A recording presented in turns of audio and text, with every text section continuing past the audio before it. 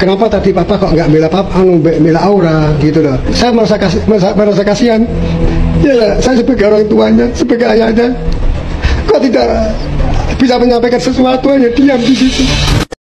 Saya sebetulnya kasihan kepada orang tuanya Aura ya, terutama bapaknya.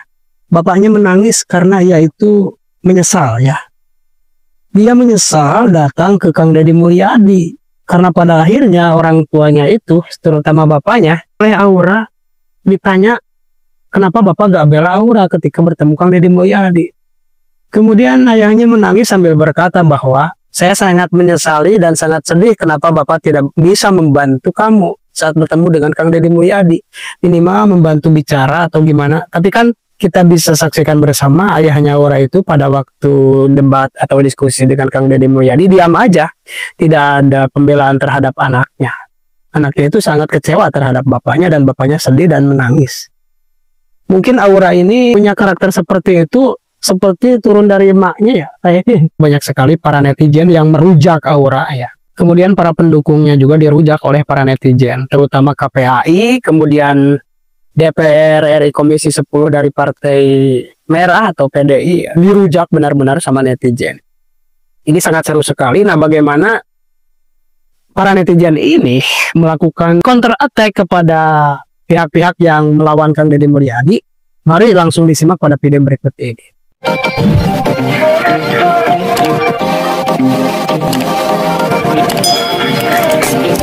Kasihan. Ya, saya sebagai orang tuanya, sebagai ayahnya, kok tidak bisa menyampaikan sesuatu, hanya diam di situ. Sampai sedemikian rupa. Adik, kalau misalkan video ini lewat di FYP kamu, tolong pahami kata-kata tante ya. Oke, kalau memang kamu tidak terima karena memang tidak ada sosialisasi terkait dengan penggusuran rumah kamu yang berada di sekitar bantaran sungai. Di situ yang bisa kamu kritik untuk pemerintah. Karena kamu tinggal di bantaran sungai, seharusnya kamu bisa paham dan melihat bagaimana susahnya cari uang itu kayak gimana. Kalau kamu bilang perpisahan itu akan menjadi sebuah kenangan yang tidak akan terlupakan, di saat kamu lulus SMA atau bahkan lulus kuliah nanti, kenangan-kenangan itu akan sirna seiring berjalannya waktu dan kamu akan lebih fokus untuk gimana cari uang untuk melanjutkan hidup kamu atau bahkan keluarga kamu nantinya. Kalau udah tahu cari uang itu masih susah, mau ngeluarin duit harus tahu mana yang didahulukan. Satu lagi, kamu kan juga daftar kuliah, dan kalau misalkan kuliah kamu keterima, apakah itu tidak perlu dana? Biaya kuliah itu mahal sayang. Dan kamu bilang cuman 1 juta. Cuman 1 juta itu adalah untuk event 1 hari. Kalaupun kamu dapat bantuan dengan biaya kuliah ringan, bisa saja kamu itu juga mendapatkan biaya kuliah 1 juta per semester. Bandingin, 1 juta untuk 6 bulan atau 1 juta untuk 1 hari. Dipakai ya logikanya. Kemarin ibu-ibu KPAI ini ya yang wawancara di TV tapi nggak riset dulu tuh berapa usianya si Aura Cinta. Sekarang Ibu Esti, anggota Komisi 10 DPR RI dari fraksi PDI Perjuangan. Gini Bu, kalau mau nangis mah ya Bu, nangis aja Bu, nangis nggak apa-apa Bu, nangis aja kalau mau nangis Bu. Pertanyaannya, terus solusinya apa nih yang terbaik menurut Ibu daripada dimasukkan ke barak? Menurut Ibu apa? Solusi yang baik apa? Mungkin dititipin aja gitu ke rumah Bu Esti, biar Ibu Esti aja yang mendidik. Daripada dimasukkan ke barak, nanti Ibu Esti pengen nangis lagi. Gimana Bu? Itu kan dimasukin ke barak kan atas persetujuan orang tuanya Bu. Itu udah saking orang tuanya bingung Bu. Bingung harus gimana cara menasehati anaknya gitu ya. Udah nggak tahu harus berbuat apa lagi gitu Bu. Makanya dimasukin ke barak supaya dididik gitu ya Bu ya. Supaya diajarin disiplin, nanti keluar dari situ jadi anak yang baik kan gitu Bu harapannya. Kan di barak bukan dididik jadi tentara terus disuruh perang Bu. Bukan. Di sana juga suruh belajar Bu, kayak anak sekolah gitu. Terus kira-kira gimana deh Bu menurut Ibu baiknya? Kalau nggak dimasukin ke barak, titipin aja ke rumah Ibu Esti, gimana? Guys, aku mau kasih tahu sama kalian ya. Perempuan kecil itu yang membantah KDM itu sudah dewasa, bukan anak-anak lagi. Dan dia sudah umurnya 20 tahun. Nah, itu dia, sudah dewasa, bukan remaja lagi. Kenapa kemarin saya bilang begitu? Karena diisukan dia baru 16 tahun. Dia sudah lulus tahun kemarin dan dia kerjanya untuk mengiklankan masalah pinjol, pinjaman online. Dan dia jadi marketingnya. Coba itu. Dan dia berani untuk berspeak up dengan cara yang salah menurut saya. Anak ini jangan dikasih panggung karena ini tidak memberikan efek positif bagi generasi bangsa lainnya. Tolong podcast, TV nggak usah ngundang orang ini. Karena apa? Ini bukan contoh yang baik untuk perkembangan anak-anak kita di generasi strawberry ini. Please, pilih cara yang lebih baik lagi. Masih banyak orang yang berprestasi, bukan dia. Salah. Nah, jadi itu jelas ya beberapa kritikan netizen, komentar-komentar netizen terkait siapapun yang membela Aura dan keluarganya. Terutama ya kritik netizen kepada KPAI, yang KPAI itu sebelum mengeluarkan kritik tidak riset dulu umur Aura berapa, jadinya rancu ya, dan sangat memalukan sekali ketika didengar oleh netizen. Selevel KPAI kan yang mengurusi anak se-Indonesia, kok otaknya di mana gitu kan. Seolah-olah ibu ini tidak nonton sebelumnya, tidak riset apa yang terjadi gitu kan, asal nyerocos aja gitu. Kemudian yang tadi anggota Komisi 10 DPR RI dari Partai PDI yang nangis gitu karena kasihan sama anak yang disekolahkan di barak TNI ya, anak-anak yang nakal. Dirujak juga oleh netizen ini, karena emang betul juga apa yang dikatakan netizen, sebetulnya lebih kepada kritik orang yang mengkritik. Dan levelnya kritik, bukan nyinyir.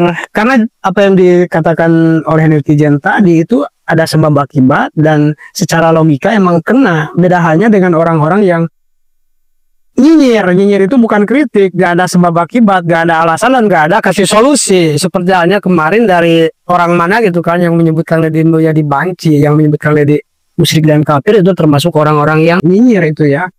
Nah, di sini saya sebetulnya bukan bermaksud untuk memperkeruh suasana, tetapi ya perlu diketahui bahwa ini dunia media sosial sangat pesat sekali, apalagi ini di zaman-zaman yang era digital, era modernisasi. Jangan sampai kita sebagai orang tua lengah terhadap generasi-generasi kita, yang mana di media sosial, di HP itu banyak sekali informasi yang berseliweran, bagaimana disuguhkan kepada anak kita. Umpamanya karakter seperti Aura itu apabila tidak ada yang mengkritik, maka berpotensi besar itu berpengaruh pada anak-anak kita. Apakah kita mau anak-anak kita ya Gen-Z itu berperilaku seperti Aura, yang mana Aura itu memang arogan, udah gak punya uang, sombong lagi kan, seperti itu. Nah kalau ini dibiarkan ya malah akan berdampak negatif juga pada generasi kita ke depannya, sehingga kita mendapatkan masa depan yang tidak bagus gitu kan.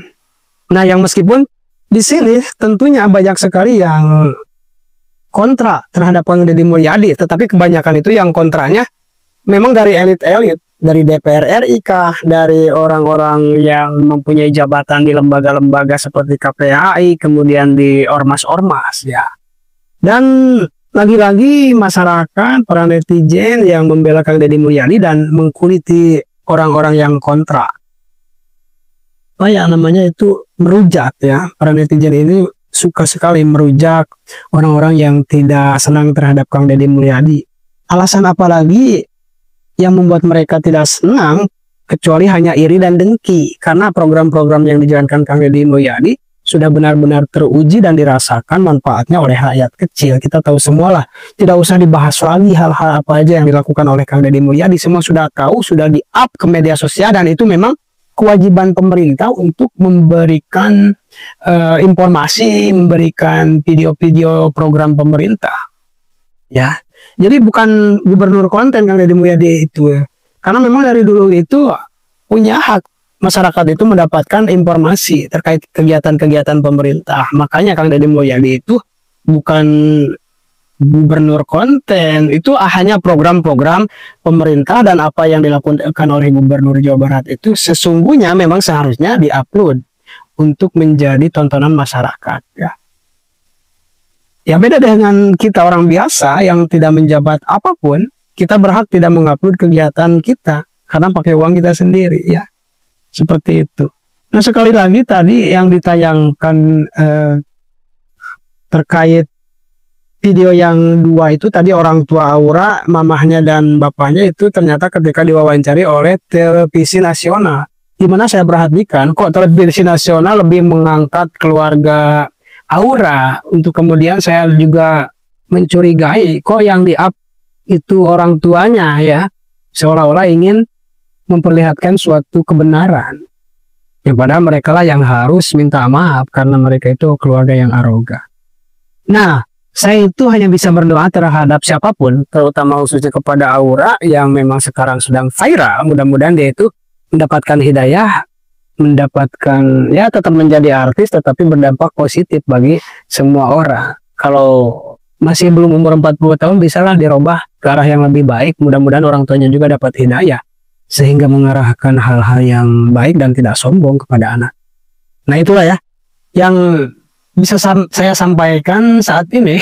Mohon maaf sekali lagi, saya tidak ada niat untuk memperkeruh suasana, tetapi meluruskan bagaimana ya kita pentingnya menanggapi aura ini dengan serius, karena kita tidak mau generasi muda meniru aura-aura ini, karena kalau kita diamkan seolah-olah itu adalah pembenaran.